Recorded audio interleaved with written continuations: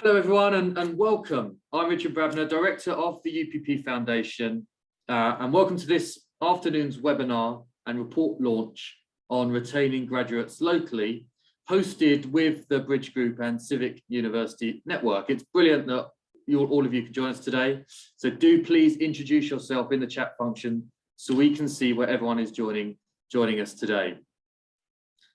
Moving away from home is often considered necessary to be socially mobile. What does that mean for students who don't want to move away and for graduates who decide to stay local after they've finished their studies? What motivates them and how can experiences be improved? To find out, the UPP Foundation awarded funding to the Bridge Group, a leading social mobility charity, to research this topic as part of our last grant application round. The Bridge Group conducted a national quantitative study and interviews with 35 graduates from 4 participating universities, the universities of Exeter, Hull, Lincoln and Sunderland, as well as interviews with 11 employers who have links with those institutions.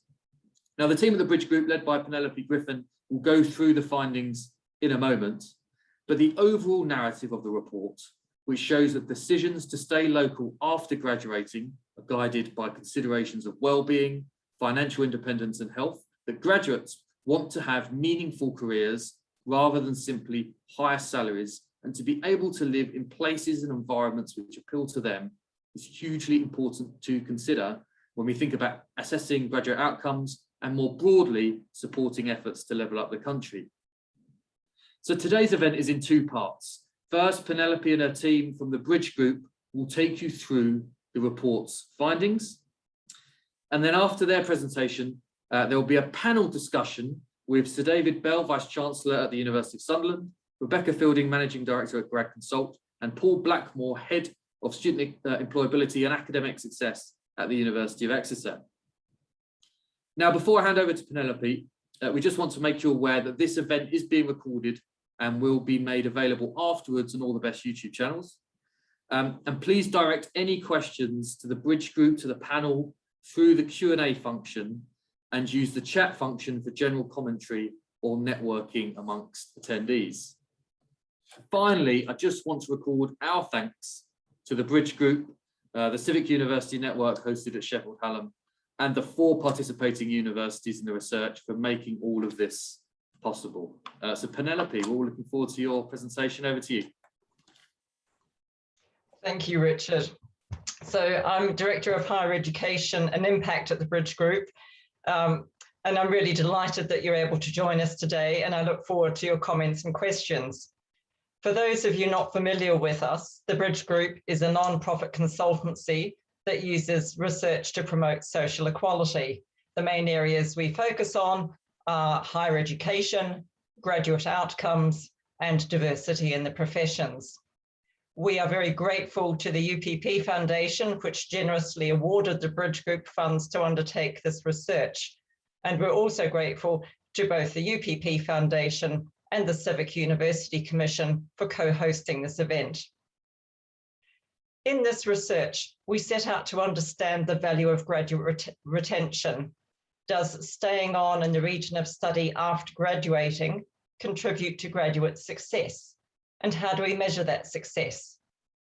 Alongside this primary focus, we investigate the role of graduate retention in supporting business needs within regions and the role that civic universities can play in making the UK's towns and cities socially and economically prosperous.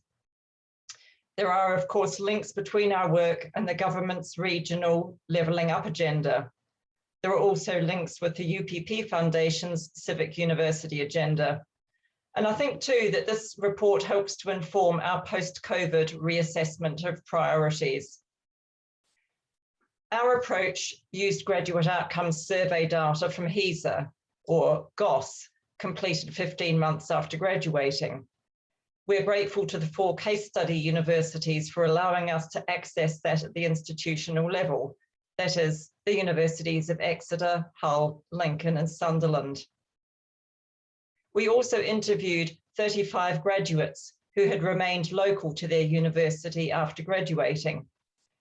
This enabled us to fill in the picture behind the numbers and to explore factors affecting their decisions about where to live.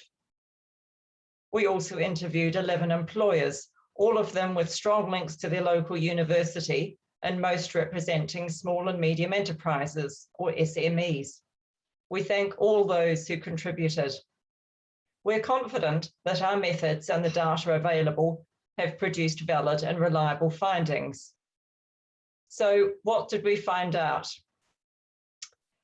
So you can see our key findings on this slide. In summary, over half of graduates stay local. They do well in terms of employment, and they benefit the local area. However, we also found that at the national level, we tend not to recognise that. Now, we don't dispute the fact that government and taxpayers have a legitimate interest in graduate salaries, but as we found out, salary isn't everything. I'm going to hand over to my colleague, Musliha Al-Bakri, to provide some details on this.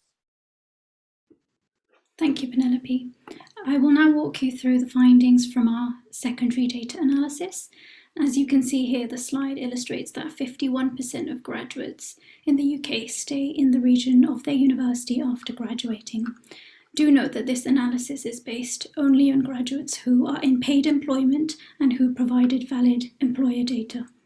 So we can see from here that the proportion of graduates staying local vary greatly between universities, and universities with higher proportions of commuter students tend to have higher levels of graduate retention. This is partly because commuter students are more likely to stay local than their peers. However, the relationship between the proportion of commuter students and graduate retention is elastic. So for two of our partner universities, Lincoln and Exeter, we can see high graduate retention relative to the proportion of commuter students, and this suggests 2 points. Firstly, these two universities are particularly successful at importing graduate talent, and secondly, universities with different circumstances and tariff profiles can contribute to graduate retention. So this leads us to the question of who stays on in the region of study. And our findings suggest that those from first generation or lower socioeconomic backgrounds, as well as those who had studied as mature students, were more likely to stay on than their peers. However, this group of students did not make up the majority of stayers, as the profile of those who chose to stay local was diverse, and in fact, for many, staying in the region of study after graduating was an active choice. So then this leads us to the question of how graduates who stay local get on in the labour market. And I'll return here to our second key finding, that graduates who stay on in the region of study are equally likely to be employed and on track with their career plans as their peers who do not stay on in their region of study. So in this slide, you can see a question from the Graduate Outcomes Survey asking respondents about whether their current activity is aligned with their long-term goals. And current activity here refers to what the graduate was doing at the point of data collection. This could be being employed or engaging in a combination of activities such as being employed and volunteering on the side. And we can see that overall there's no difference between graduates who stay in the region of study and those who leave, with the exception of Hull, in which case the graduates who stayed local were significantly more likely to agree that their activity is on track with their future plans compared to their peers who did not stay local. And as previously mentioned, we also know that most graduates were in paid employment regardless of whether they stayed local or not, and this figure was 86% for both graduate groups. We also note, however, that a different dataset, the LEO data from 2016-2017, suggests that graduates who lived at home during study earned lower salaries. But in our interviews with graduates, we have found that salary was not their primary consideration in choosing where to live and where to work. So at this point, I will bring in the voices of the graduates themselves by asking my colleague Jack Layton to summarise their views. Jack has conducted many of the interviews himself. Thank you, Musliha.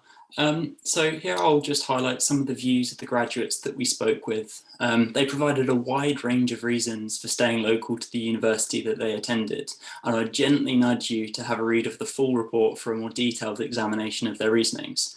I'll just highlight a few of the key themes here. So one was that they expressed a real attachment to place. I love the Southwest. I love the landscape and the geography of the place. It's a beautiful little corner of the world. It would be difficult to pull myself away from the sea now.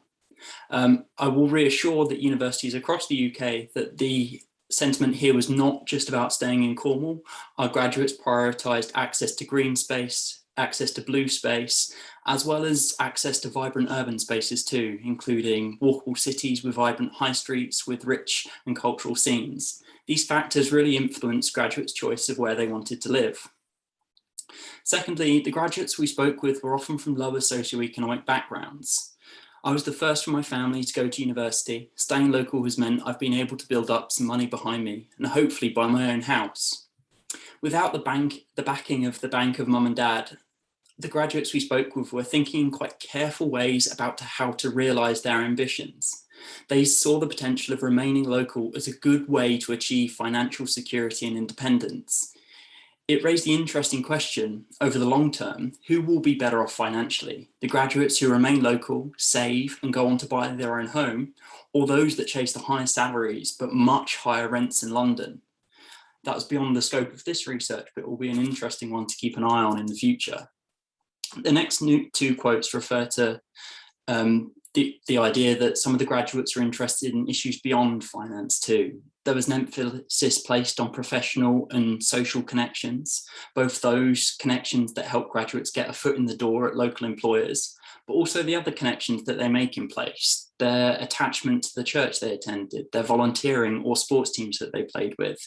These factors were also front and centre in graduates' decisions about where they wanted to base themselves. However, it is worth drawing out that it wasn't a free and easy choice for all of our graduates. Many wanted to stay but couldn't. I feel like I've got to go to London. There are just so many opportunities. Even looking at the jobs advertised online, you click, it's London.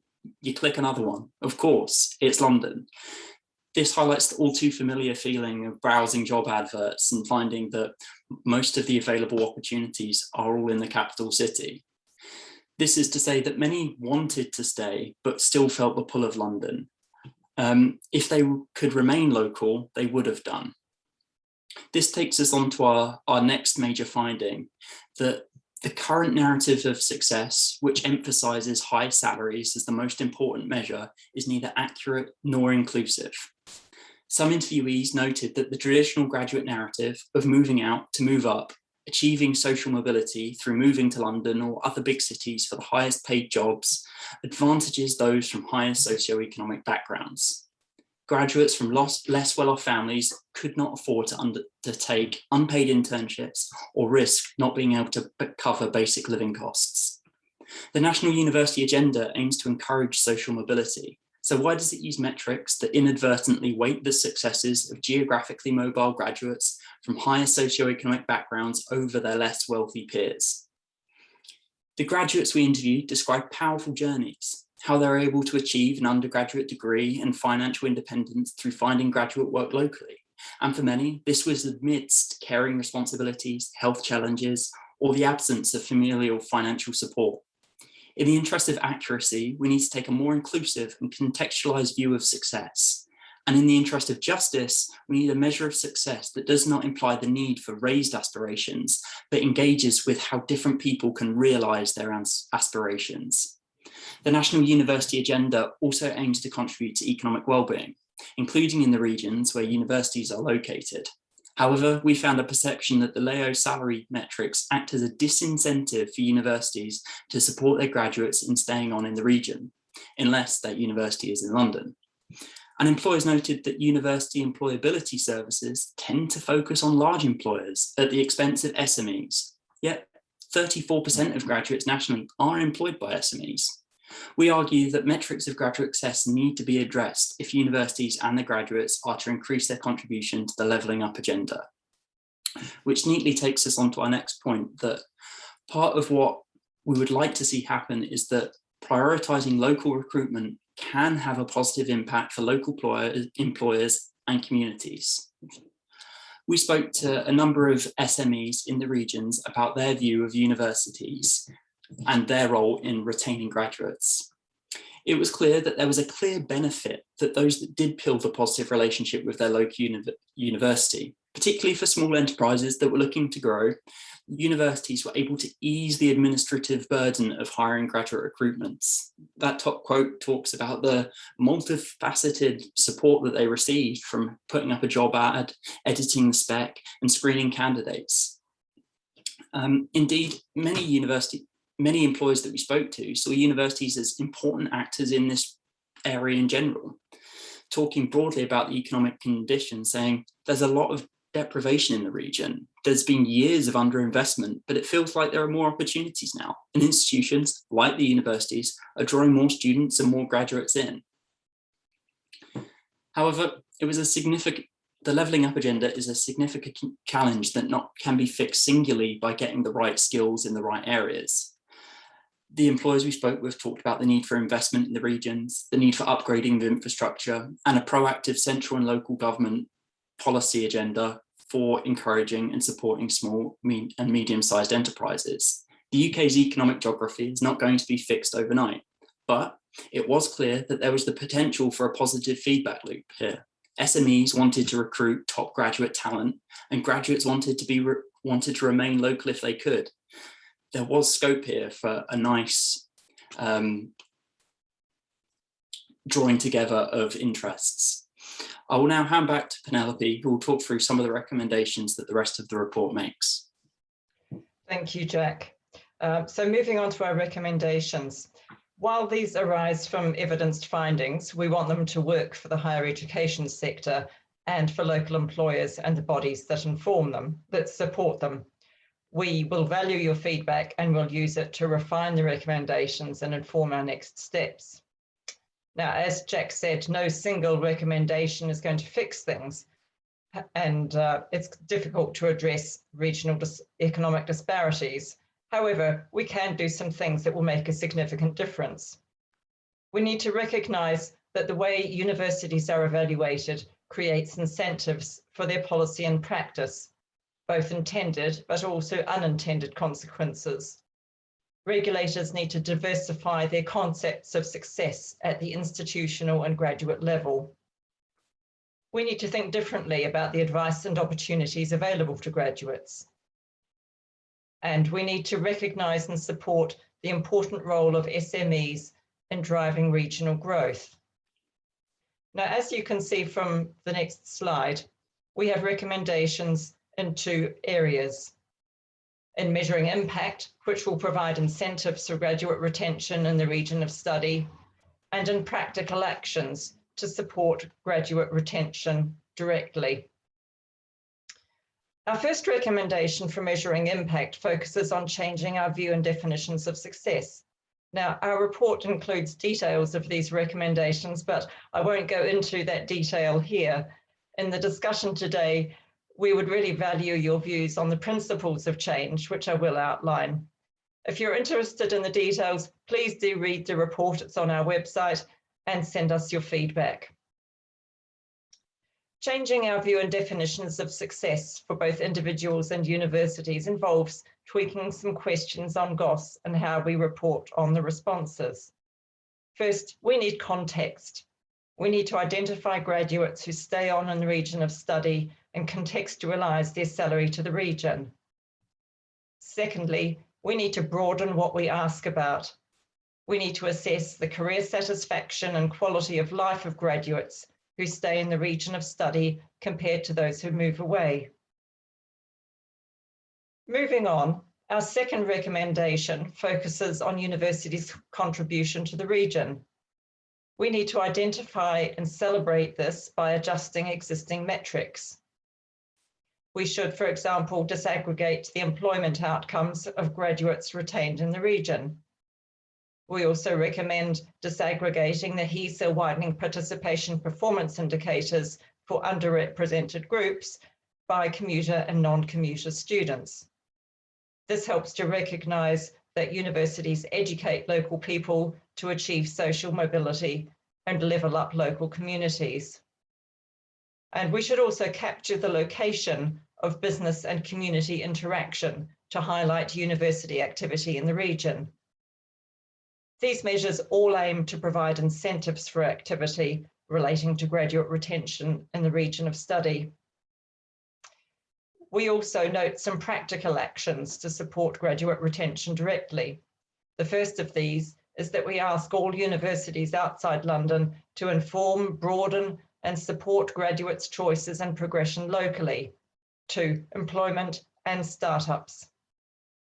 I'd like to preface these recommendations just by acknowledging that many universities already have all or some of these measures in place, but there is room for other universities to do so too, or to enhance what they do. We ask University Careers Services to enhance the information they provide about the cost of living across regions, highlighting the relationship between housing costs and salary. We would also like them to provide case studies of graduates working in local SMEs, outlining advantages and disadvantages. Our interviews with employers indicated that they would like universities to continue and expand opportunities for placement, projects, and other forms of work exposure with them, particularly with SMEs and social enterprises. Some employers find it hard to reach graduates, while others value mediation through careers services.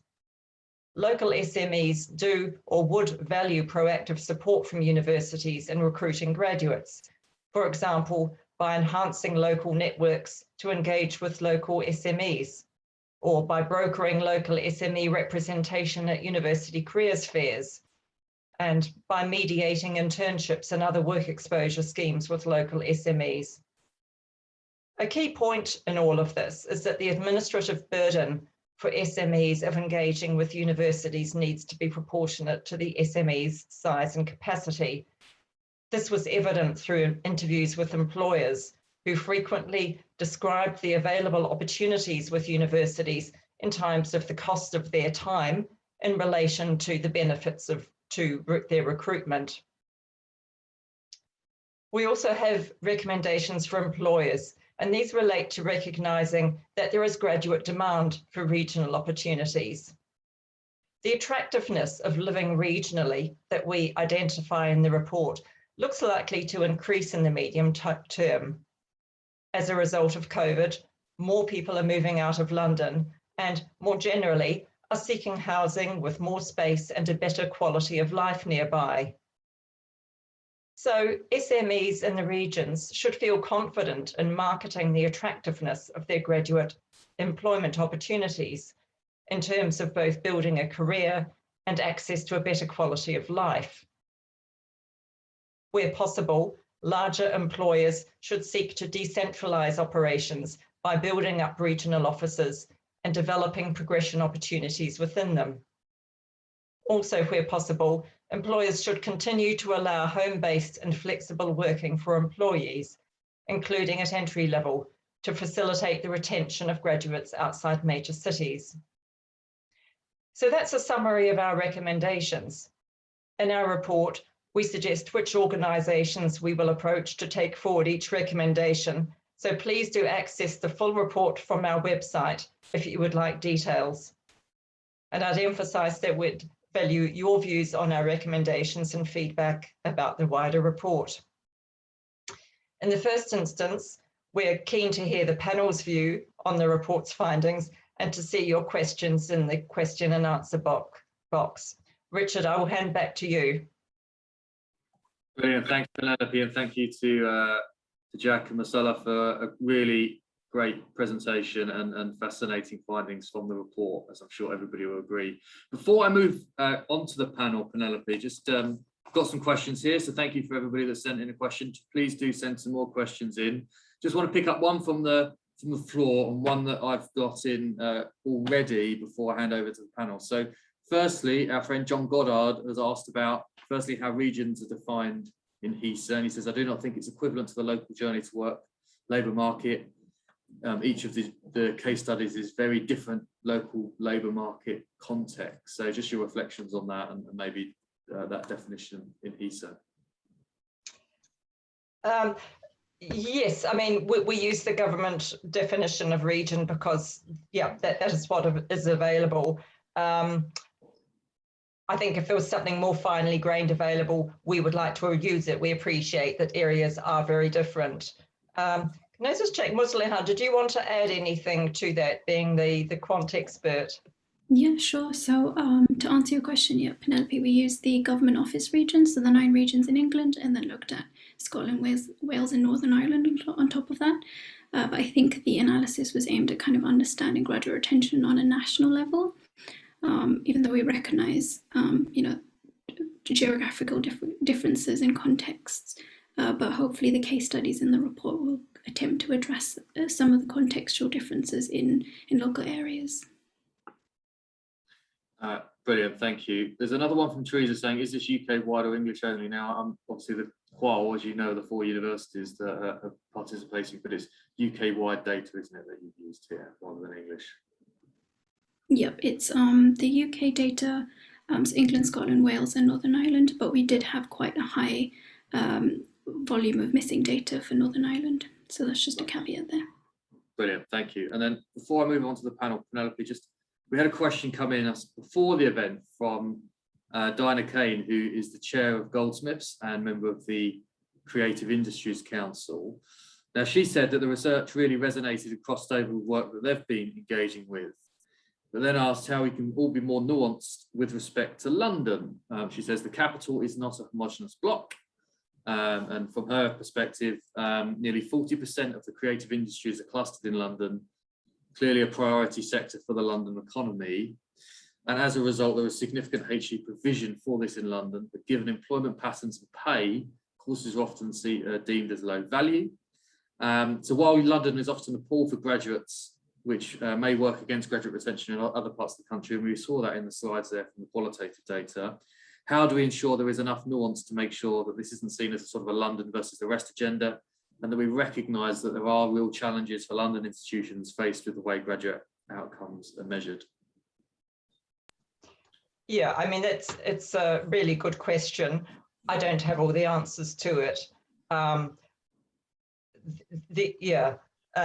mean, absolutely, a lot of arts jobs are in London, but a lot of them are not. I think there'd be the more general point for graduates in London is that, yes, there is the clear benefit of having access to jobs. However, less of a benefit in terms of access to affordable housing and quality of life, and harder to build up financial security. So it's a matter of balancing these things. I don't think there's an easy answer. Brilliant. Thank you, Penelope. Yeah, I think that's really important, the cost of living and so on, and making sure that we consider that too. So now we're going to move on to, and we've got an absolutely stellar panel who are going to share their initial reactions before we go into sort of the wider Q&A. So please do keep asking lots of great questions in that Q&A function. So on the panel is Rebecca Fielding, Managing Director at Greg Consult. We've got Paul Blackmore, Head of Student Employability and Academic Success at Exeter.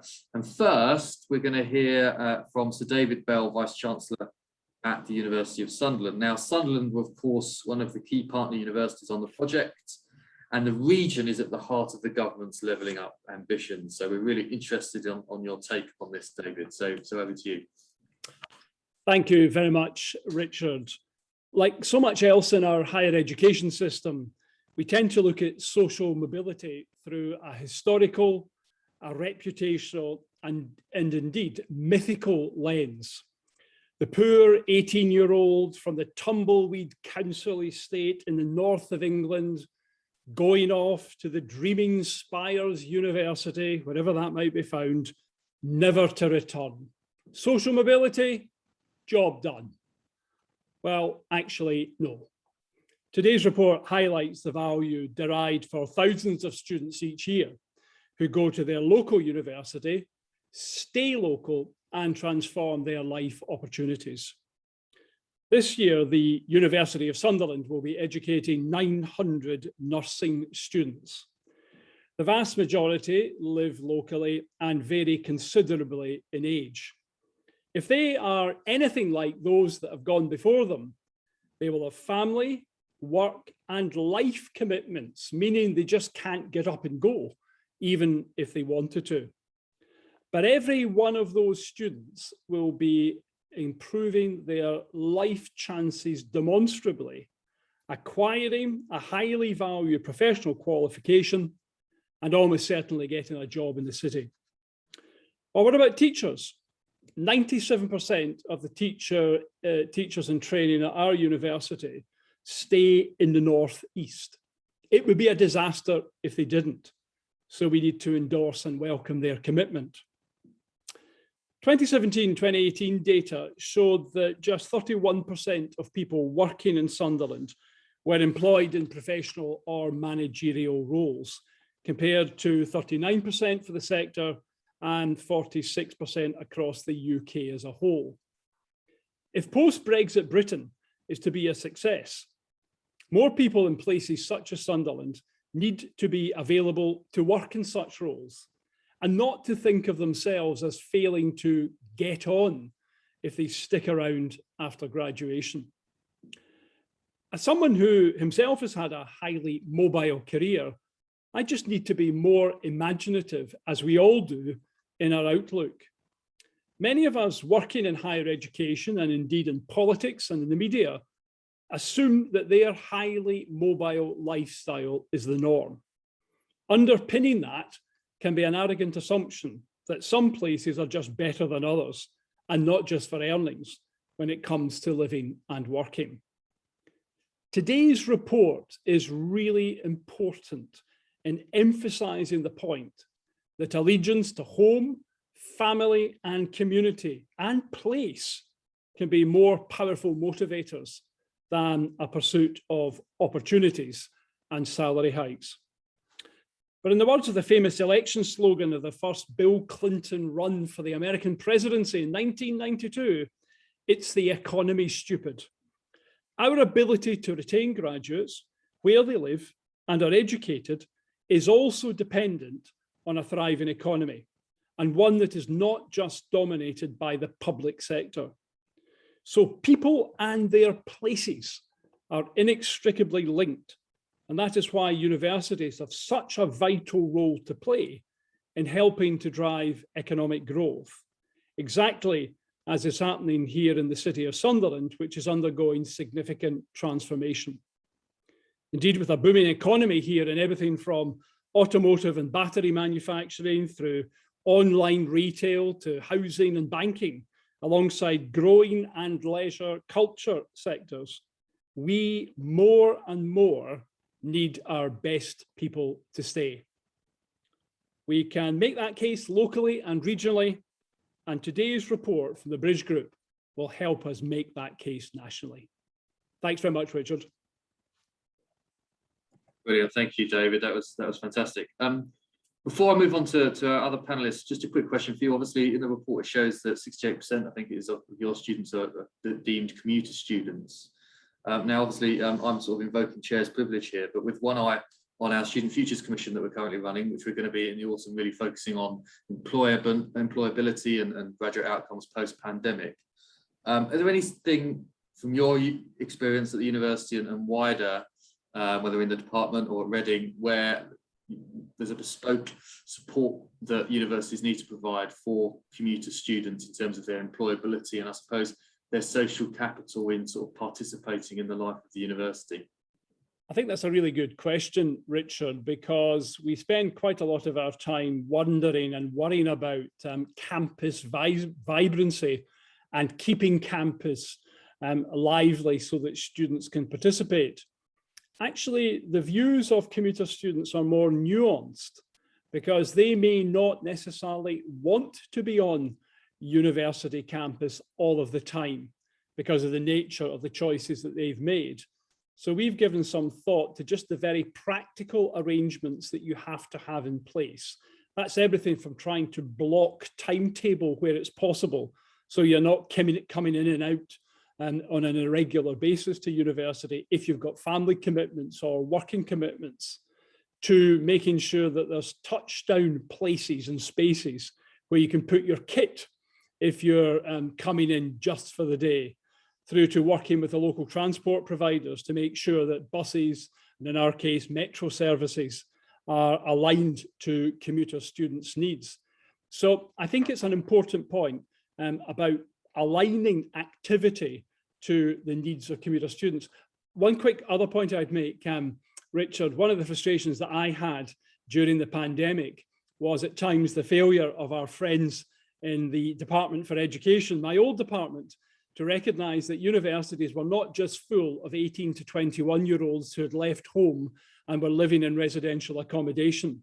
And it's a serious point, because actually if your policy orientation is that they're all youngsters and they're all away from home, then you miss a very, very significant part of the student population. And if lifelong learning entitlement is to become a reality, we're all going to have to get smarter on that front.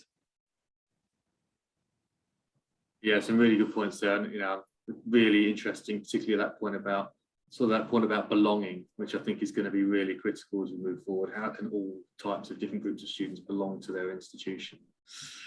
So thank you for that. Now, next we're going to hear from Rebecca Fielding, the Managing Director of Grad Consult. And Rebecca is sort of at the intersection of working with universities and businesses large and small. So we're really looking forward to having your take, particularly, I suppose, from a business engagement perspective. So Rebecca, over to you. Fabulous. Thank you very much, Richard, and thank you, Penelope, for presenting the findings for us.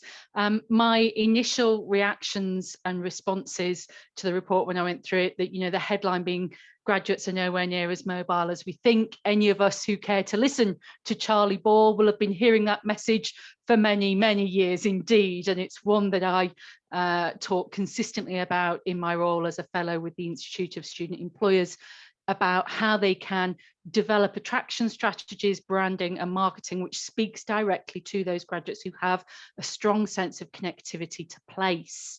I also think, however, there's more that universities could be doing to help them understand place and careers. For example, there aren't many chemical engineering plants in the centre of London. If you want to be a chemical engineer, you're probably going to end up somewhere like Middlesbrough or Lancaster or somewhere like that. I think there's much that can be done in terms of both education and honesty on all sides of the fence when we have this discussion.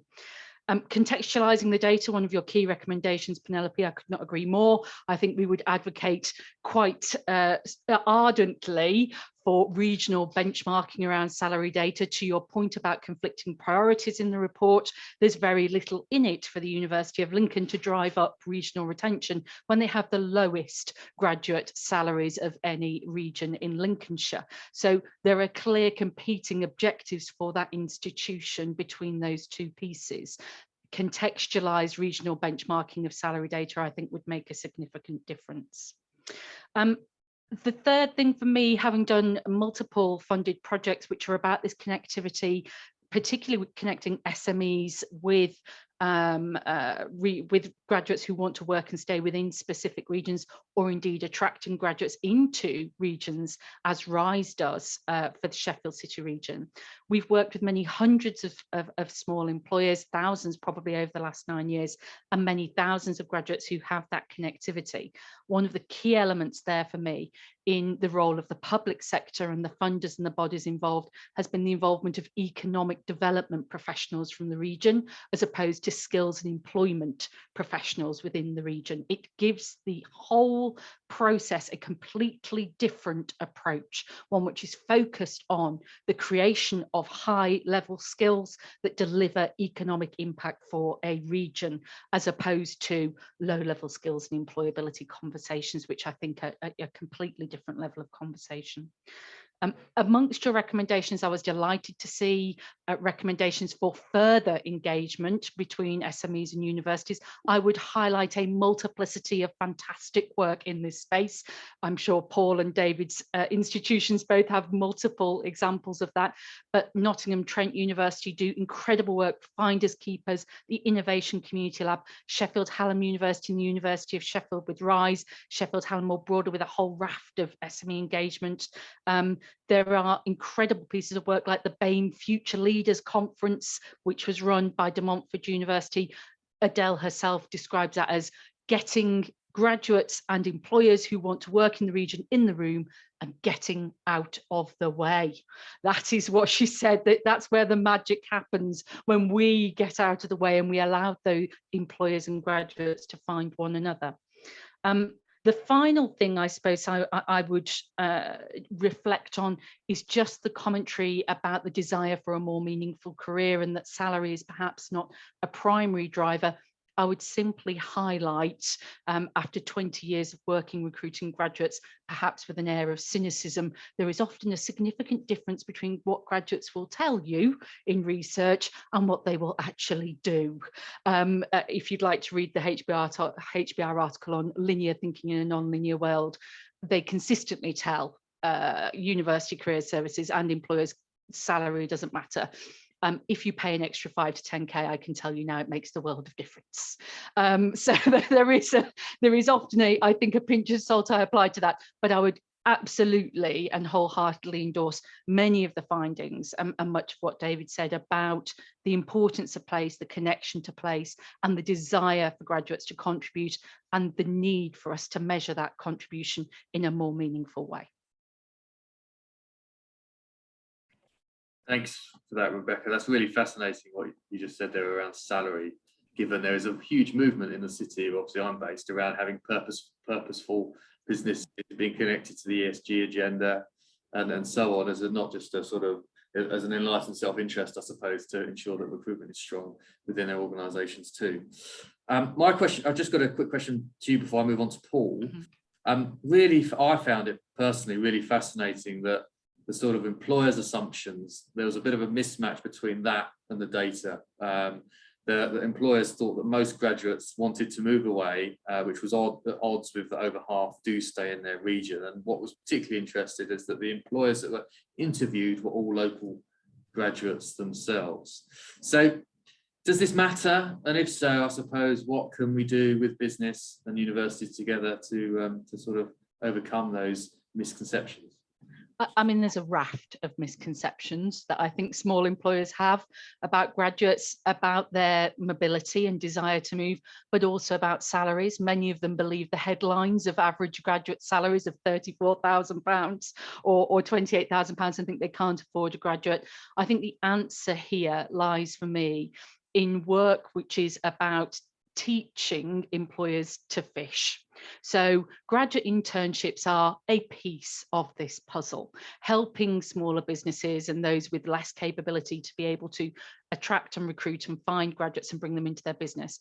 There's a much bigger piece here which is missing around graduate development, graduate retention and graduate progression. And I think universities have an enormous opportunity there to work with their business community around those elements once graduates are actually into organisations, and linking to those graduate recruitment and internship schemes where they exist, an educational piece which exists in many of the examples I've referred to already, which is giving the SMEs the knowledge, the information, the tools, the toolkits that many universities now provide for employers to understand how to engage with graduates and what the reality of the graduate labour market is versus the myths of the graduate labour market.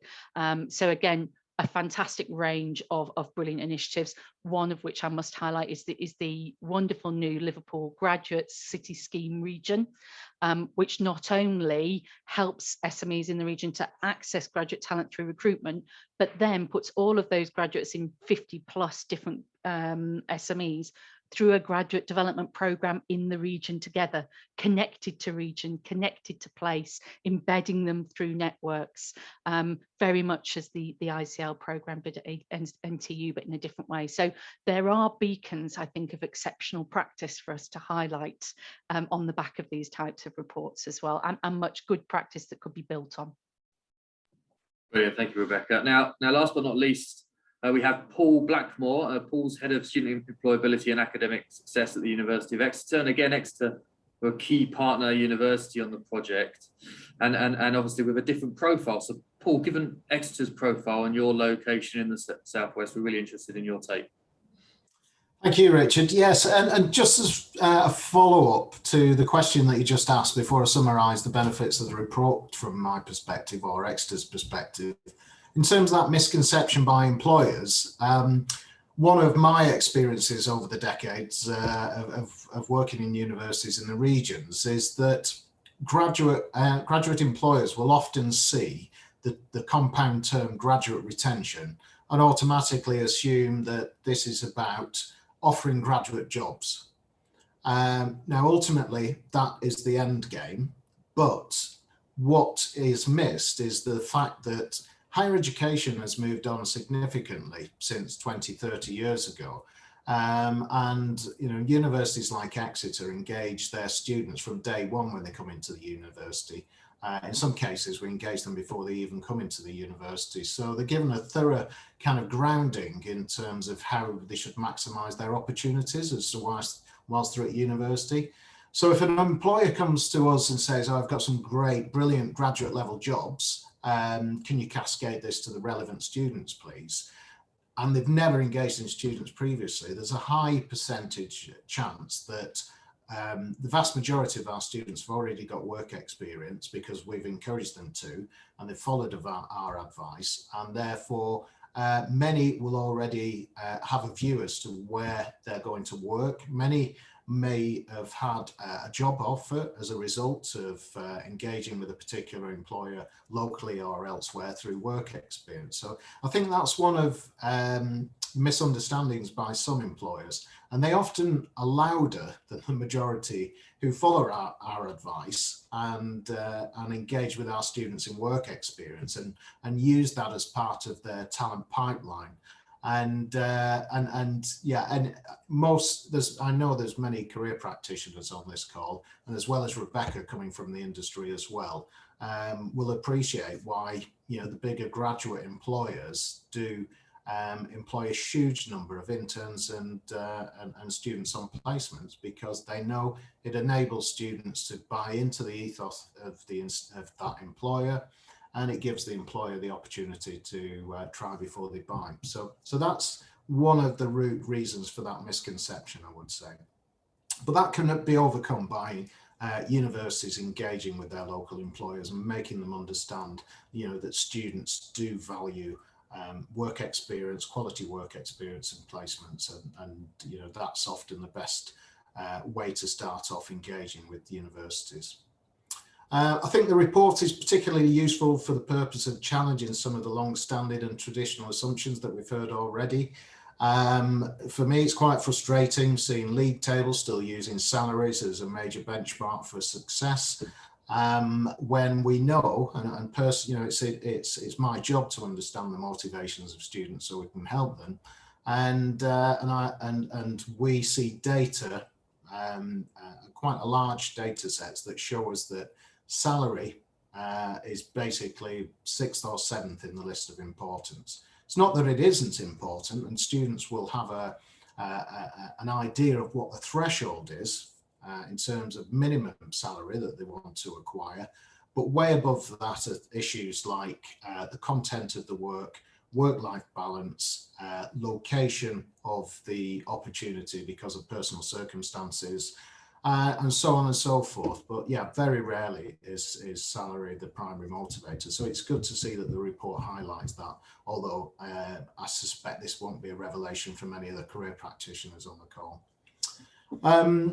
Yeah, so I think it's useful in that regard that it helps external stakeholders less familiar with this agenda to turn to exploring the myriad of personal, circumstantial and career-related motivations that often determine why graduates may or may not stay in the region. And given the number of increased numbers of students from socially disadvantaged backgrounds entering higher education, I think it's incredibly important that it helps to focus in on what the nuances are of those career motivations that will help those students and identify some of the career inhibitors that are specific to that group of students. So I guess in summary, my hope is that the report will stimulate policy and government support to continue to allow departments like mine and career service programs across the country and other universities to support really the exposure of opportunities and creation of opportunities in the locality with local employers and SMEs and so on. And I think, the B word's not been mentioned so far. It's early stages. But of course, a lot of these programs have been funded through EU funding. ERDF and ESF in particular spring to mind. They've been around for decades, and they've been the catalyst for a lot of the excellent work that has been mentioned so far, and certainly in my work history have been pivotal in terms of improving the opportunities for students working and remaining in the locality. And yeah, so that's a major concern of mine in particular as to how do those types of employment programs continue to be funded in institutions. Brilliant, thank you, Paul. Before I turn to the sort of wider panel discussion, what I thought was quite interesting, you know, given Exeter is obviously a high tariff university with very few sort of commuter students, but a much higher proportion that stay in the region after graduating. I think it's really interesting that, you know, changing the narrative that actually graduate retention, every university can contribute to the skills in their region. Absolutely. So I would just say, sorry, yeah. Richard, I would just say that we shouldn't necessarily align students with commuter status as those are the only widening participation students who need to be supported. So whilst we have a relatively low number of commuter students who would be defined as commuter students, you know, we have in the region of 40% of our student base who receive some kind of bursary and technically are considered as widening participation students. Yeah, completely. And I suppose my question to you is there an active role then for universities and for career services to encourage your graduates to stay in your region, do you think, or is it more just about creating that right environment? Well, I think, you know, the main driver for career services is to support our students in realising their career aspirations, regardless of whatever background they come from. So if you can aim to do that, and you can aim to engage students thinking about careers and exploring careers from day one, they automatically start exploring their local environment. They automatically start looking at local employers. We support them in securing that work experience. We have a significant number and a comprehensive portfolio of programs that support students from widening participation backgrounds in terms of securing that work experience. So by default, and helping all students to and facilitating their exploration of careers, you're automatically aligning yourselves quite naturally with the objectives and the ambitions of any kind of graduate retention agenda. So the answer to your question is yes. And by supporting all students in terms of their career planning, then yes, you're automatically aligning yourself to those kind of agendas and desired outputs anyway, I would argue. Brilliant, thank you, Paul. Now I'm going to move on to the panel discussion, so please do keep sending in your questions. We've got some very good ones already. I'm going to kick off with the dreaded C word, COVID. There was a really interesting question from Keith Dunn, who asked about how this agenda fits in, I suppose, with graduates now working remotely. Big question that I had that I was going to ask. Do you think that perhaps changes to flexible working supports this agenda? Do you think that's actually reality? And I was fascinated, and I suppose I'm slightly sceptical too, by a piece in the Sunday Times by James Timpson, who's the chief executive of the Timpsons Group. Now, the Timpson Group, as many of you will probably be aware, is one of the most progressive businesses in the country, with loads of great programs around people that are sort of in care or that have been in prison and getting them into employment. But James Timpson wrote a piece quite clearly articulating that he thought that for people to progress, they need to be back in person. And so there's a real divide, isn't there, around this, Rebecca? And I was just wondering if you wanted to kick us off on what your thoughts are on that. Absolutely. I think there is an interesting divide amongst sectors. And so most of us here today will be in professional roles and within sectors where we have had the ability to be able to work from home. But if you work in agriculture, you work in manufacturing, you work in nursing, midwifery, logistics, retail, the pandemic has been no different. And so we speak here from a position of privilege.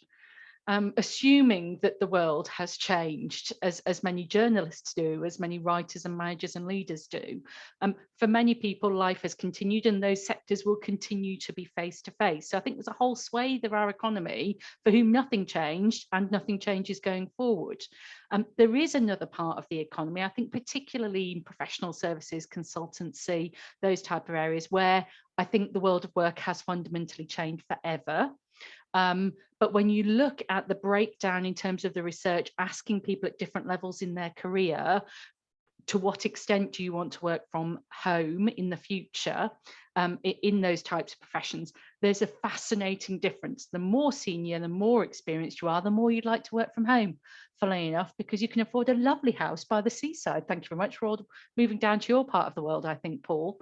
And we can continue earning our very nice salary where we had to live in London, and we can have a very nice lifestyle. Graduates in those professions have a much higher desire to be in the office at the beginning of their career, to learn from others, to observe, to notice, to learn by osmosis, and the water cooler conversations that everybody gets a huge amount from at the beginning of their career. So there are differences by stage in career, there are differences by sectors.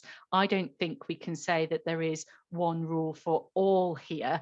I do think it's going to be extremely difficult for the statisticians in graduate outcomes to be able to unpick some of these things, because when people report their locations, that may very well be different to their place of work in future.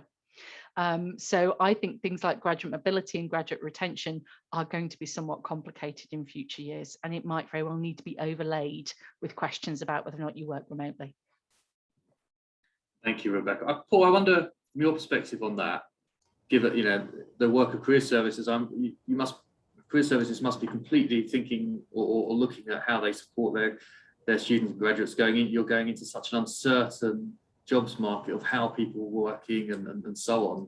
Be interested in your perspective on that and how institutions are preparing graduates now, students now. Yeah, I guess there's two perspectives that I would draw upon from this. One was the original question that you asked, which was, can we offer more flexible working arrangements? And I'd say absolutely.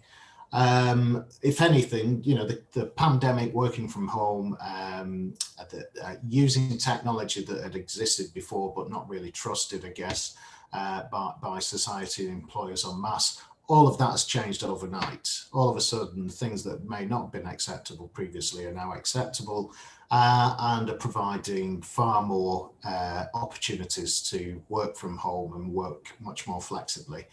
But I do think it's essential. I mean, universities have an obligation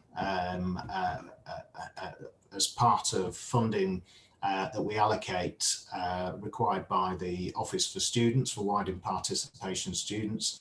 And many of those, flexible working is essential. So those students who may have caring responsibilities, those students who are parents, those who are commuting some significant distance and spend a lot of time traveling, those with physical mobility issues, for instance, or challenges. Yeah, there's a lot we can do in terms of making these work experiences more accessible. And my department has several kind of perspectives on this. One, we recruit students on behalf of the university. So we provide a lot of steer to academics and to the university itself and the various departments in terms of how they can be more flexible in terms of arranging the work regime of these students.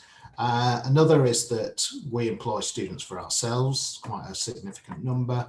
And then we employ quite a significant number of students on behalf of employers. We don't just circulate vacancies on their behalf. That's a big part of what we do, but it's not the only thing that we do as well. So we facilitate the training and recruitment and selection of many of these students for employers.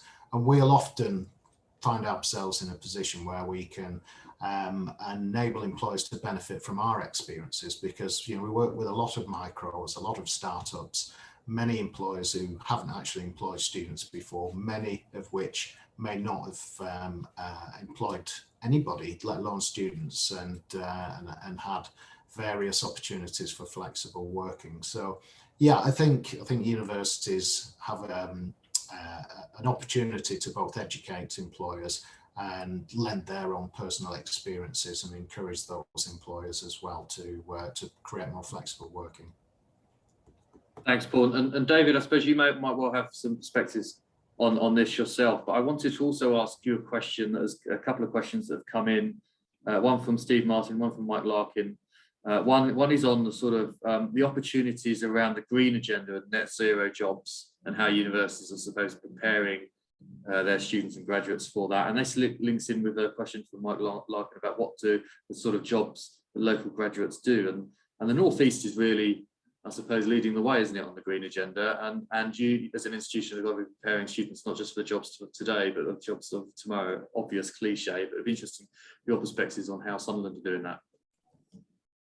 Yes, thanks, Richard. I mean, just to go back to the previous question for a moment, I think my headline would be it's probably too early to tell. There was a lot of hyperventilating in the midst of the pandemic that the world would never be the same, nobody would ever go out and do this, that or the other again. Actually, quite a lot of things have settled, quite a lot of things have changed. And I think one of the tasks for universities is to be flexible in all of this.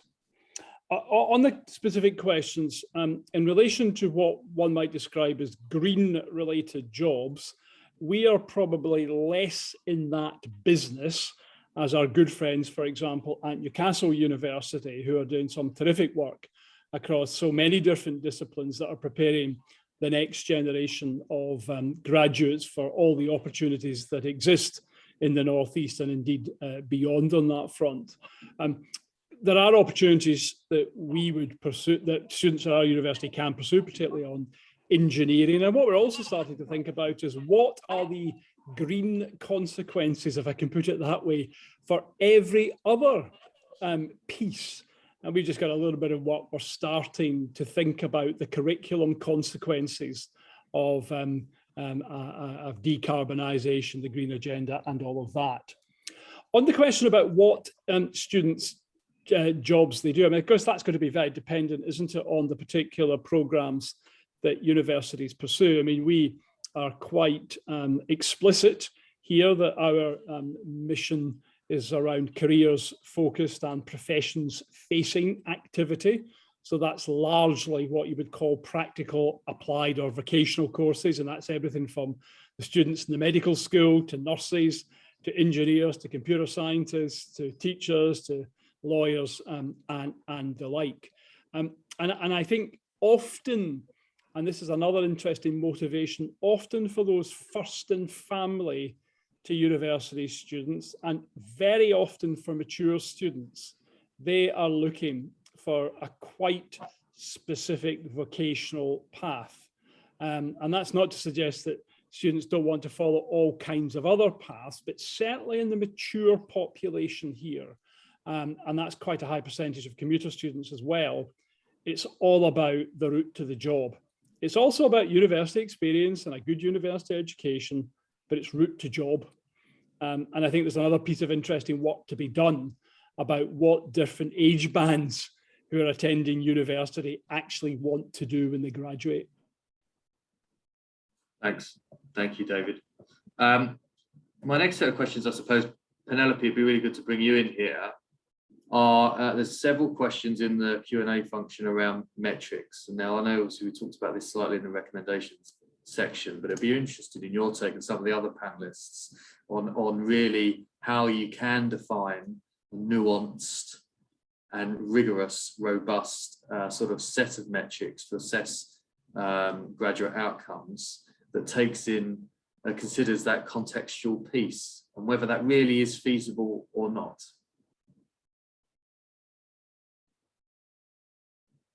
Sorry, thanks very much. Yes, I mean, I think you can, and there have been some pieces of work recently by the Office for Students looking at the regional influence. So, you know, people are looking at this. What we suggest there, I mean, it's a matter of actually identifying. So stage one is actually identifying location when you are capturing data for HESA purposes. So, for example, there are already fields in GOS and Leo for the postcode of the employer and or the current residence of the graduate, but we don't use those, but we could. I mean, you know, we use them for this report, but they're not standardly reported at the public level. We could do that. It would take probably more than a bit of tweaking by HESA, I imagine, but yeah, we have the fields there for this. There are, I meant you will recall that I mentioned the business and community interaction, which covers a lot of things which are really relevant in capturing universities' contribution to the region.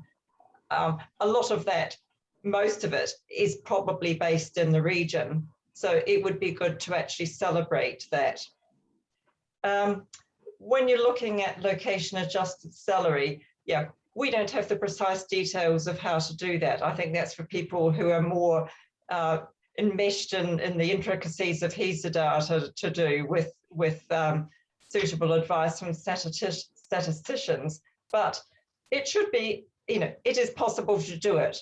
And then I think you just have to work out where is it useful to use the raw data and where is it useful to use the contextual data, where might it be good to use both.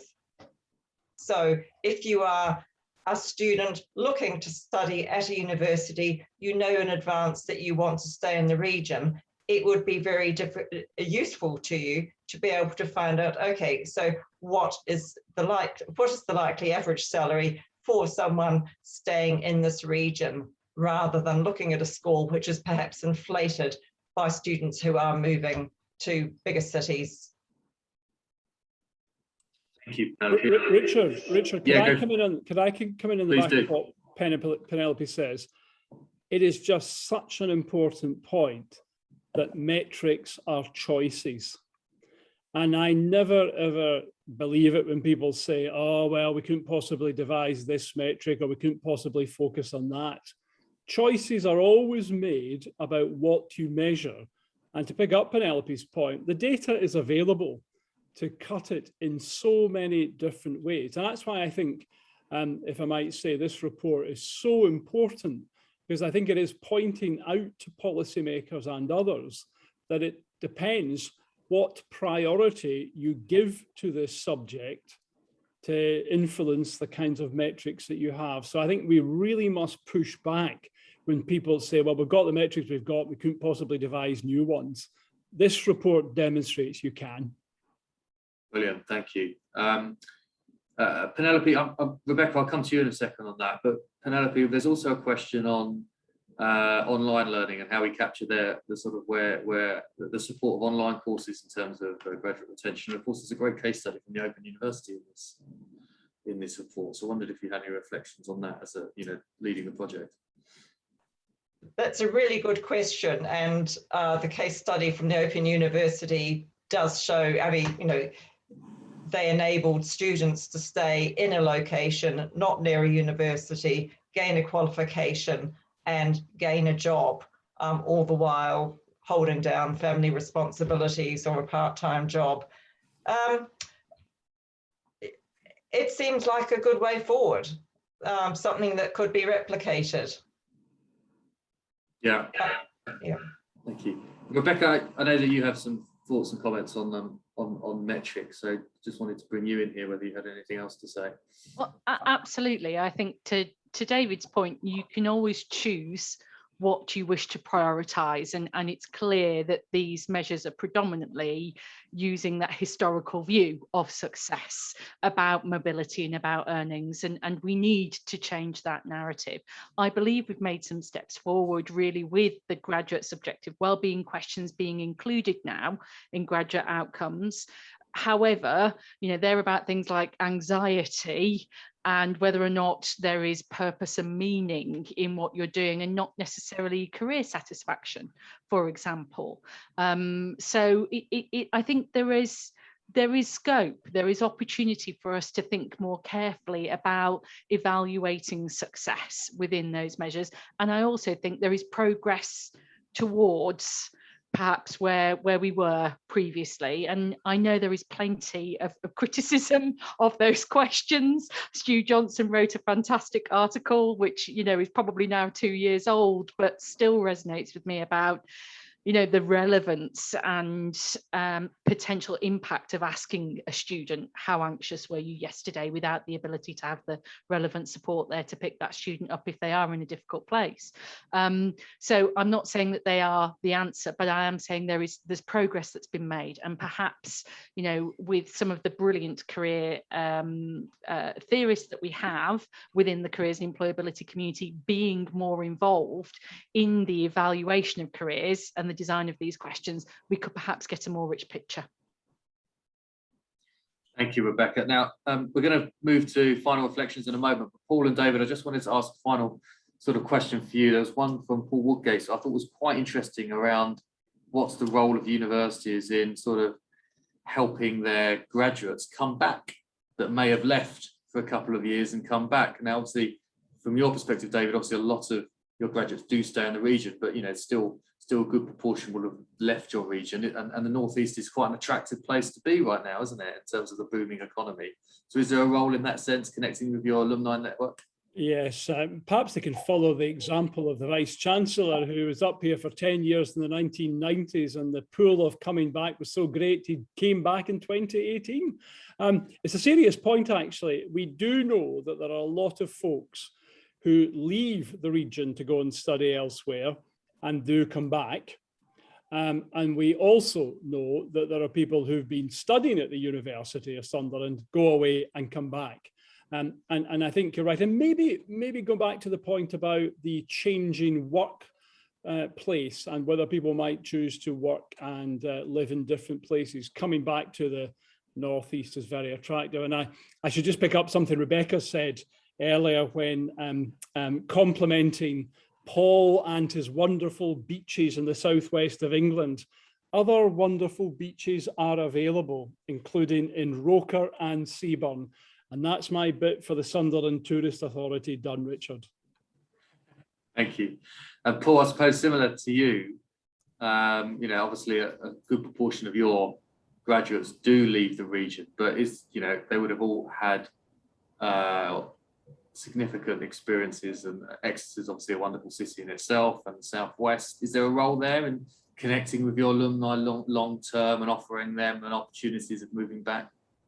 Absolutely. Well, I won't go into tourist promotion mode again, but I do thank Rebecca for that. But yeah, I mean, it's not difficult to attract our alum back to campus for various reasons. They have their personal motivations and often carry on to seaside resorts and so on. But yes, absolutely. So we make a point in keeping in touch with our alumni for various reasons. So for the few who don't have graduate level jobs at the point of graduation, we obviously want to extend our services. We have Careers Forever, where we extend those services that they receive at the university until they actually secure the graduate job of their choice.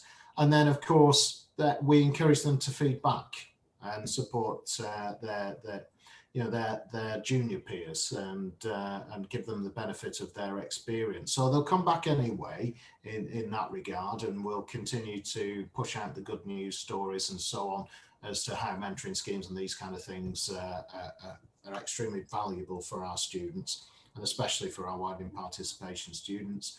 So some will come back just to help and for reasons of altruism. Some will come back to recruit students. In terms of them setting up in the city and around the region, one of the things that we've not mentioned so far is that universities have come on leaps and bounds in terms of supporting fledgling businesses and startups, and not just startups, but actually development of businesses that have been around and taking them to the next stage. So universities have, especially at the likes of Exeter, for instance, we have our own science park that we run alongside the Exeter City Council.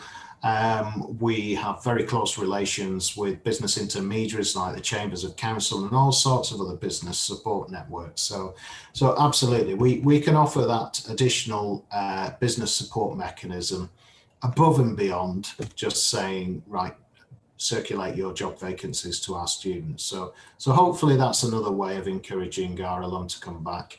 If they want to build their business, we've had other alumni, they may even have their HQ elsewhere, but they'll come back and they'll set up satellite offices in the region, if not their headquarters. We've had some examples where they've found that the unique support that we've been able to provide as an institution and introduce them to other business networks, as well as obviously a talent supply network on their doorstep, has been invaluable for many alumni coming back and building their business in the region. Brilliant, thank you, Paul. Now we're coming to the close of the event.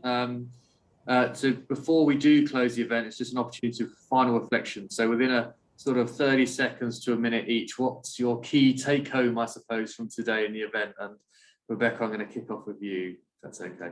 Fabulous. I'm going back to a campaign by Newcastle Chambers of Commerce about 3 years ago, where they put a message out to graduates that said, if you get offered 25k in London or 18k in Newcastle, which job are you going to take? Because you're about 8k better off in Newcastle. And it links directly to Charlie Ball's league table, where he indexed the cost of living versus average graduate salaries. And we see cities like Derby and Sheffield and Nottingham at the top of the table in terms of being able to balance that life opportunity and longevity, which I think is so critical in terms of social mobility. You reference it in the report. I hear again and again now young people coming through talking about financial security, financial independence, owning my own home, which feels so unobtainable to so many people from lower socioeconomic backgrounds. And regions outside of the UK allow us to do that. It's a critical moment in time, a pivotal moment in time. And for me, if the government is serious about the levelling up agenda, then it must knit together the higher level skills, talents, capabilities and communities of the business communities and the universities, which play such a central role in this sense of place and in our regions. This is an opportunity we have to seize, and it's also a wonderful opportunity for us to use it as a genuine engine for social change. Brilliant, thank you, Rebecca. And over to you, Paul. Yeah, I think, so just summarising what I mentioned before, I think there's two aspects or stakeholder views here that are important from my perspective.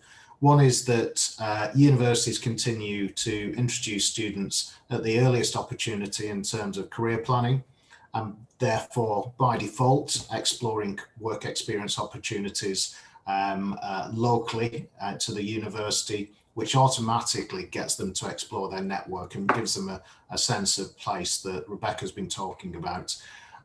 So that's absolutely key and is in completely aligned to the ambitions and objectives of any university, I would argue.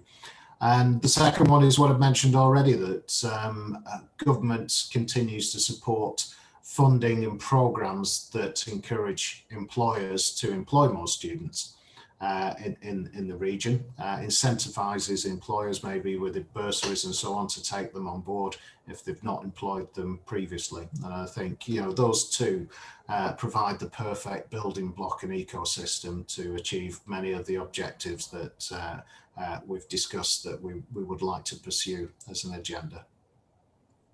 David, your final thoughts, please. Richard, the UPP Foundation and the Bridge Group are two highly respected organisations, and therefore I'd encourage you to use your influence in central government.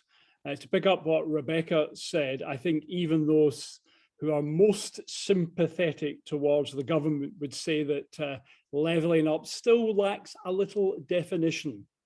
And I think this report is a really important contribution to the people side of levelling up, which often, if we're not careful, can be about infrastructure and facilities. Important though they are, levelling up will only happen with the people, and the people in our universities who choose to stay and work in the region.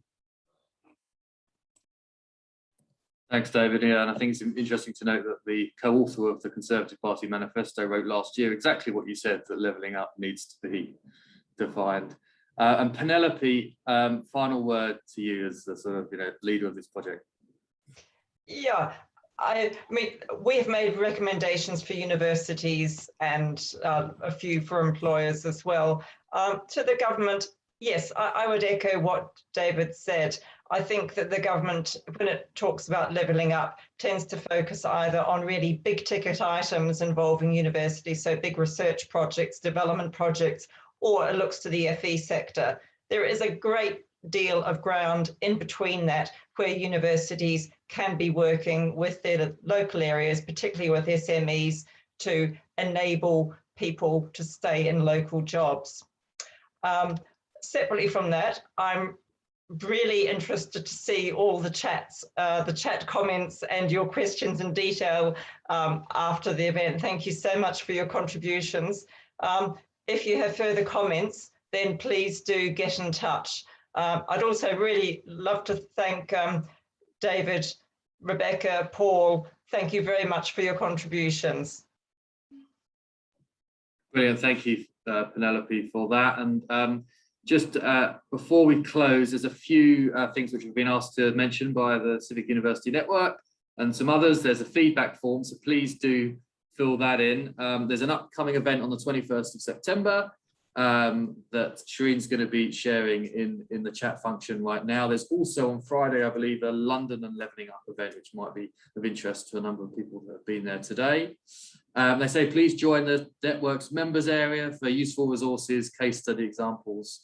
Do subscribe both to the Civic University Network's newsletter and the new UPP Foundation bulletin. So please do subscribe to that if you don't already, to receive latest of news. And I'd also like to pass on my thanks to the panel, to David, to Paul, to Rebecca, and of course to the brilliant team of the Bridge Group for producing such fantastic and noteworthy report. So on that, thank you very much for coming.